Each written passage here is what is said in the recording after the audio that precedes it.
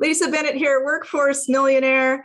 You are at the Truth About Love and Money Summit, and today I had the opportunity to interview Jules Price. Jules is originally from outside Washington, D.C., and then lived in New York City for 14 years, performing professionally in Broadway musicals and operettas. She currently still performs with the New York City Ballet as a principal singer in their West Side Story Suites repertoire. Jules relocated to Sarasota, Florida with her husband, Jeremy, whom she met on Match.com and who is mentioned in her book. And she became one of the top reps for a worldwide online greeting card and gift company. This business opened up an unexpected worldwide platform for her to voice her down-to-earth, relatable advice. She published her first book in 2010 to help people with relationships in businesses. And now her second book just came out, which is a humorous book for women only about dating and relationships called Don't Eat the Scraps. Let's see. I don't know if I can see it on the screen, but it's right here. She also is a professional voiceover artist from her home studio and has a successful, fun apparel brand based on positivity and kindness called freetobe.com. Jules is passionate about helping others to listen to life and get out of their own way. Jules, thank you so much for being here. Thank you so much, Lisa. This is a lot of fun. Thanks for having me. So tell me what drove you to create your book, Don't Eat the Scraps, which I just managed to ingest in one day during a power outage with nothing but lamps around me. They're little portable battery-driven lamps. It was so much fun to read this. Tell me what prompted you to write it. That's awesome. Yeah. So this book, like I said, it was my second book. My first book was all about sort of, business skills. But both books they kind of stemmed out of feeling like the things that I was saying to people were helping so much. And everyone kept saying, you've got to write this down. So basically when I was dating in New York City, I was doing online dating and kind of on a mission to find someone that I wanted to spend my life with. And when I was about 6 to 8 weeks into dating this one guy, he broke up with me out of the blue and with like kind of an abrupt speech that really, really seemed to come from nowhere. And then moving on, I had a heartbreak over that, but I got over it and I started dating who is now my husband. And same thing, 6 to 8 weeks into dating, he broke up with me with the same speech. And that's when I thought, oh my gosh. And I created this whole theory in my mind called Don't Eat the Scraps.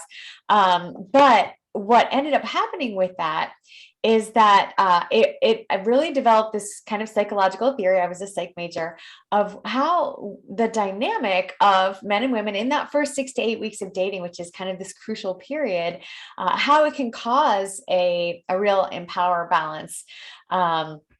And things can really shift. And all of a sudden, when things seem to be going really well, it just goes south and the guy's out of there. And so anyway, I started teaching people this. I'd be at a dinner party and someone would say, I don't know what went wrong. And I'm like, I do.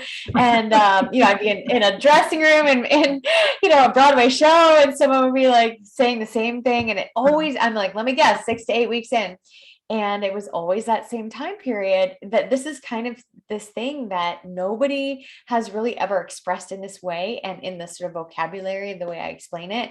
But so many women, when they hear about it, they think, oh my gosh, and they really connect to it. So it has helped so many people. When my book came out, I had all these people coming out of the woodwork saying, I remember when you taught me that, in 2016, and I remember in 2007. And so it's pretty incredible to hear all the people that remember exactly where they were when they learned about the theory and how it's changed them in their lives. I see. So it's a landmark in their lives. Well, thank you for putting this down. It was a really easy read, and it's lighthearted, it's humorous. It doesn't lay judgment or guilt or blame or shame on anybody. It's just talking about a behavior pattern and how we get through it, which is nice. I do recommend you buy it and read the book. It's really fast read. You could definitely do it in a weekend, if not a day. And yes, let's talk about some of the tips that you give in this book that are helpful for people who are in online dating sites. And this through a bunch of experiences you had, and I am familiar with a lot of these scenarios here. It's called Jules Online Rules. The first one says, never spend too long emailing back and forth. And that can also be texting, can't it? Yes. Well, so unfortunately, people really start to develop kind of a relationship that isn't really real when you're writing back and forth and kind of filling in the blanks in your mind. And I had a very specific instance where there was a guy, this was kind of before texting was even really a big thing in New York. That's how long ago it was. But I remember running home from work and reading these long emails from him. And they were very beautifully written and very humorous and witty. And so I just kind of had this whole vision of what he was going to be like. And I looked forward to getting these emails. When we finally ended up meeting, this is again, someone on Match, and he was so boring and just like nothing like his personality and his writing. Wow. And he sort of sat there a bit like a bump on a log. Wow. And anyway, and then it's just like, it just starts seeping in about all this time and energy that you put into having these long back and forth interactions before you even meet someone. So I'm a big fan of, just saying, hey, how's Thursday? Gotcha. And of course, knowing a little bit about them beforehand, but not spending a lot of that emotional time and connection before you see if there's an actual, attraction.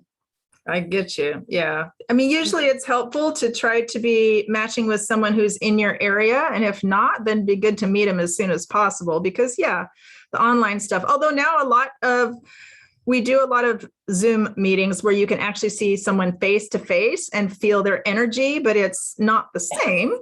It's not the same as being in person. And I have met people from other states through having Zoom meetings, but it's certainly best in person with the physical energy there and their emotional energy there and how attentive they are and how mindful they are in your presence. That's really helpful. Yeah. And mannerisms too. Mannerisms, it's hard to even imagine, but they really play in so much to an attraction. And sometimes just little things are going to bother you, or the other way around, like kind of draw you into someone that you wouldn't have thought was attractive, but there's something about the way they hold themselves. There's something of a kindness to them that their mannerisms make you feel more connected to them as well. Yeah, there was a guy I met from Match.com who we met at a coffee shop after we'd been talking on the phone for, a couple of weeks. And I reached a point where I needed to use glasses and he had his glasses hanging here on his t-shirt. And I said, like, what glasses do you use? And it seemed like they're the same size. So I took them off his shirt just to read, I think it was the menu or something.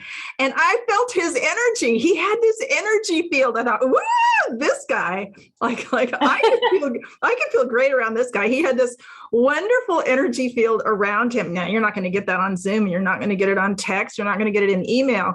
So his actual energy field, I could feel when I got, within a couple feet of him. That was really helpful for me.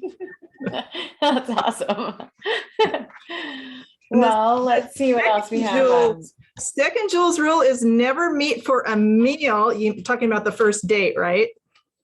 Yeah. So again, there were so many women in New York City where I was on Match that seemed to care about, having a free dinner. And I never understood that. I'm like, this is not about getting a free steak. This is about meeting someone. And so the worst part was if you had a dinner with someone and from hello, you were like, oh, no. And then you had to have a whole dinner with them. So I was always a fan of saying like meet for a drink and meet for, a coffee. And also always kind of having an end time. So like say, hey, let's meet at 7 and I'm doing something else at 9 with someone, before you even meet them so that you already kind of have that out. And then obviously like if you're having a great time, I still think you should, go out with your friend so that, you're kind of like saying, you're honoring that and leaving and, you'll see them again. But if you didn't have a good time, at least it's like, oh, hey, sorry, remember I'm meeting my friend. And, you have that way to escape. Right. That's a really good idea. That's very strategic. Actually, I hadn't thought of that as a strategic move. And a lot of men feel like women are just getting into this first state to get the dinner out of them. I thought, well, right. I'm really uncomfortable eating a meal around someone that I don't get along with. I mean, that would actually give me indigestion, I think. So that would be for me.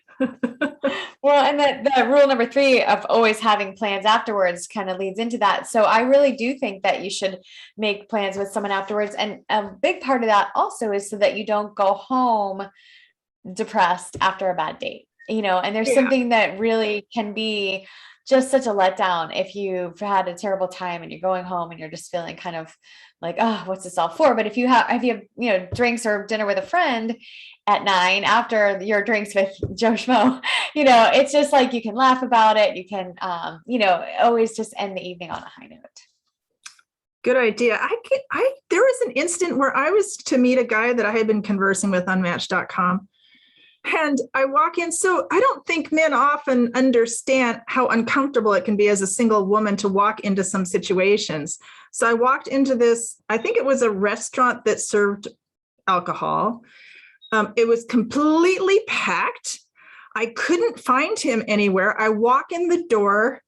It turns out he's sitting at a table with his friend, his buddy. His buddy is facing me, and he actually has his back to me. So to me, what that says is, number one, he's asking his buddy to tell him like whether I look okay or not, right? Like, why else would he set his buddy up like that? And number two, like he's a coward and couldn't meet me by himself. And number three, he's got his back to me, so it doesn't invite any kind of connection. It was a really awkward place for me to be. No one's done that to me since. It was strange. Yeah. That's not good. Not a good start. Right. Okay. Oh, yeah. So number 4 in your rules. Oh, I am with you with this, Jules. But you know what? I've been so judgmental about spelling because my mom raised us to be really good spellers. But when a guy doesn't know the difference between a possessive and a conjunction, I mean. Yeah, I mean, again, I my book is funny and I joke around, that, hey, listen, I understand that this is probably just me and the spelling is a big thing. And, actually it's funny because my husband isn't the best speller, but since we had the rule of like not talking a lot ahead of time and he said, how's Thursday? And I said, great, it worked out fine. But yeah, I just, I used to get emails all the time in New York, people that were saying you're pretty and they spell both words wrong. And it's not a good sign. I don't know. I just, it shows that respect if you at least, try to spell things well in the interactions that you're having with people. So yeah. I said, I'll generously allow you to strike good spelling off the list if you're so inclined, but to me, it was a non-negotiable. I think it's a good idea to have a friend check your profile before you set it public, to check it for spelling errors, grammatical errors, anything that's really blatant, or if you've left a word out or you've made assumptions. Like some people put acronyms in their profile. I think, what is that supposed to mean? I have to go look it up online. I don't even know what that means. GGG. That's one that's in profiles these days. I don't know what GGG stands for. I had to look it up. Okay. You know what that one means? I don't know. I'm not sure if I do. What is it? He's a giver. He's a generous giver. And anyway, it's it's funny. I've been coaching a lot of people, on relationships when my book came out, men and women. And it's so interesting. I had a guy that everything that I thought was pretty common sense, he was like, oh, no one told me that.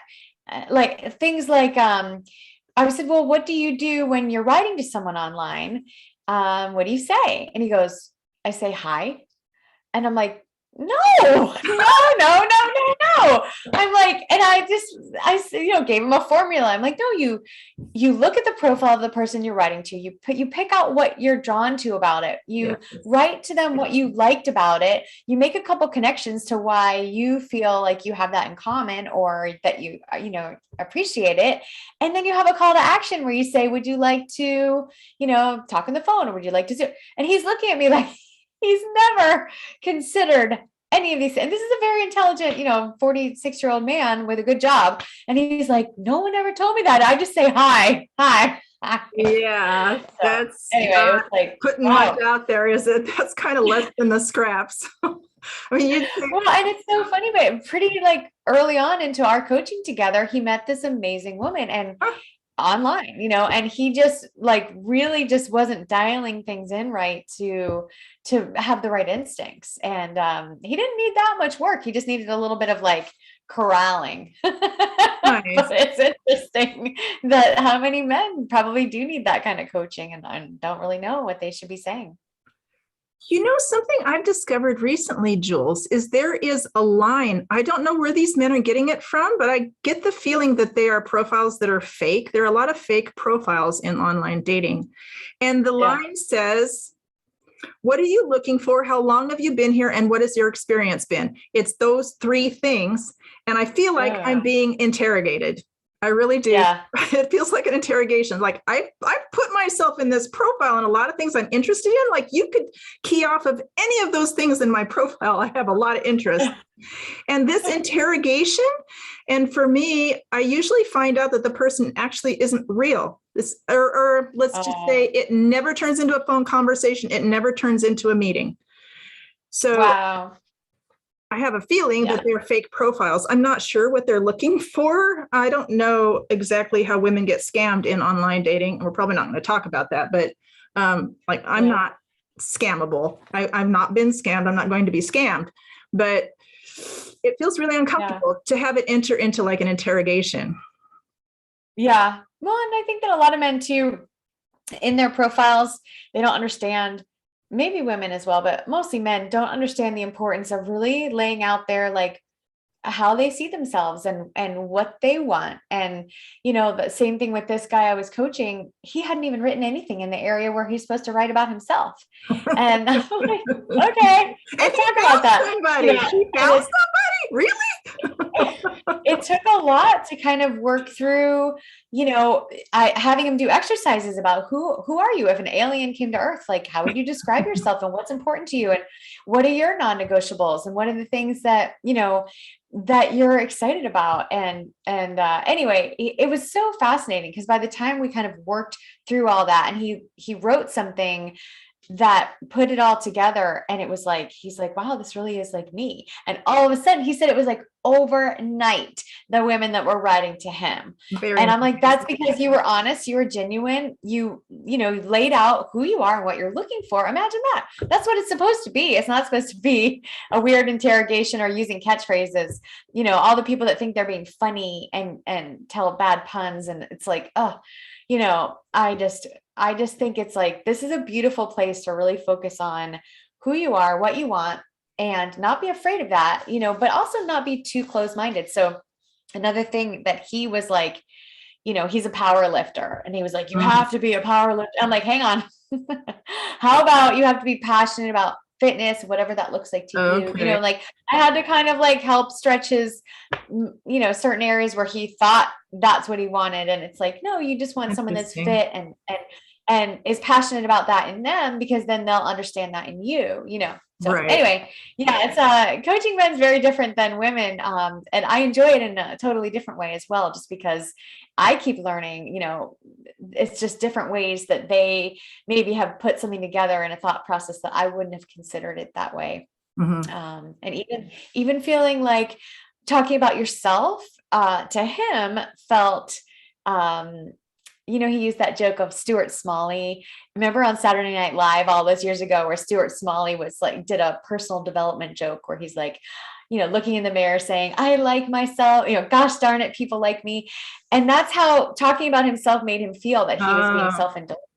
I And I'm like, see. no, that's describing who you are as a man, and like that's not self-indulgent, and that's not weird. It's literally like, if you don't know who you are, how are you supposed to fall in love with someone, There you go. So It is interesting stuff. self-promotion, and a lot of people who aren't natural promoters feel awkward with self-promotion. Yes. He Yeah. felt like it was like arrogant. And so it was a lot of work on that part of it. But like you said earlier about my book, what's cool about the describing in my theory that I do both sides of the equation.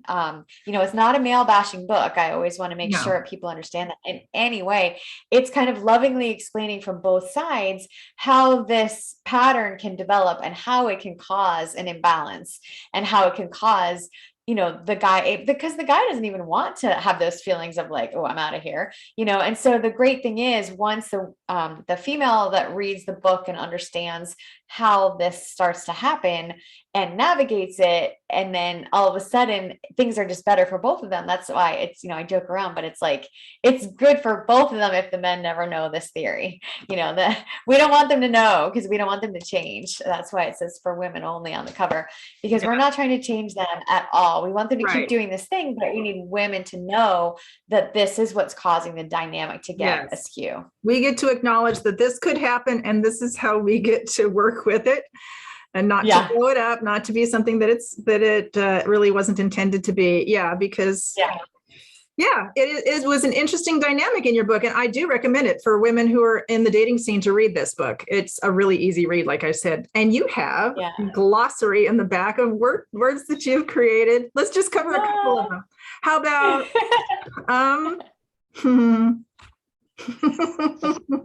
oh my gosh. Handy scrapped. What is handy scrapped? Well, so a little bit about the glossary. So I love making up words, and especially since the book is called Don't Eat the Scraps. So all the words in the glossary have to do with scraps. And so it says scrapalicious words for a scrappy new world. And my idea behind it was once women really understand this theory, and it's kind of that fun secret club that we know about this, to use these vocab words in their vernacular. So everything has to do with like handy scrapped, having a condition that markedly restricts one's ability to continue a relationship beyond 6 to 8 weeks. So, oh my gosh, he was so handy scrapped. Scrappa Valley is one of my favorites. The beautiful mountainous region, famous for where the highest flung scraps migrate and eventually settle. Yes, very cute. Scrappuccino. Frothy, delicious, warm scraps that are pressure steamed into liquid and slide down the throat, typically at the end of a scrap-filled romantic dinner. Yes, very nice. Thank you, Jules, for your adorable book. This is really sweet. And let me share out to the audience what you have offered to them. Let's see here.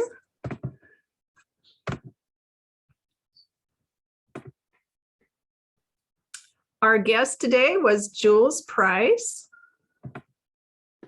Her contact is at julesprice.com. Her Instagram is at PriceJules. She's the author of Don't Eat the Scraps.